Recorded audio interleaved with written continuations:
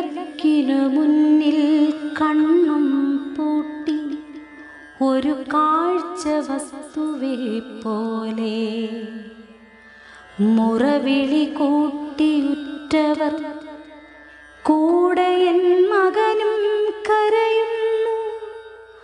അവനെ ഒന്നു തൊടാനും ആശ്വസിപ്പിക്കാനും ആത്മാവു വെമ്പും. അപ്പോഴോ മനസ്സിലായി ജീവനില്ലാത്തവരും ശരീരം മാത്രമായി തീർന്നല്ലോ ഞാൻ. ഒരു വാക്കു പറയാൻ കഴിയാതെ നിശ്ചലയായി ഞാൻ. അതുവരെ കാണാത്തവരൊക്കെ എന്നെ കാണാൻ വരും.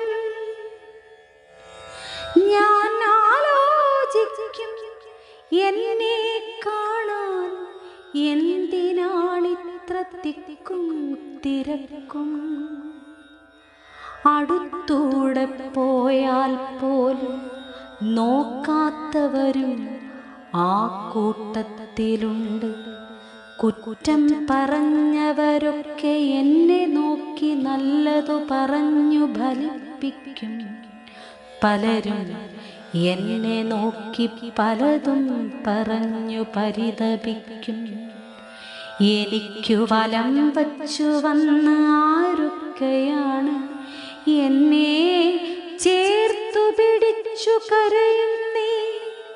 ഇവർക്കൊക്കെ എന്നോട് ഇത്രയ്ക്ക് സ്നേഹമുണ്ടായിരുന്നു. അവസാന പ്രാർത്ഥനയ്ക്കു ശേഷം ആരൊക്കെയോ ചുമന്നെന്നെ തെക്കേ പുറത്തേക്കെടുക്കും. അടുക്കി വച്ച വിറകിന് മുകളിൽ എന്നെ കിടത്തും. അപ്പോൾ ഞാൻ പേടിക്കും. എന്നെ തീ കത്തിക്കുമ്പോൾ എനിക്കു വേദനിക്കുമോ?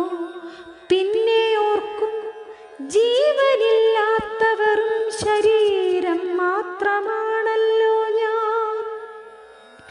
ഞാൻ കാത്തു സൂക്ഷിച്ച എൻ്റെ ശരീരം കത്തിത്തീരും. 5-ാം ദിവസം എൻ്റെ അസ്ഥികൾ പെറുക്കും. അവർ കുടത്തിൽ കെട്ടി മരത്തേൽ തൂക്കും. 16-ാം ദിവസം ഏതോ കടലിൽ ഉപേക്ഷിക്കും. അതോടെ തീരും ഞാനെന്ന അധ്യായം. അതോടെ തീരും ഞാനെന്നൊരധ്യായം.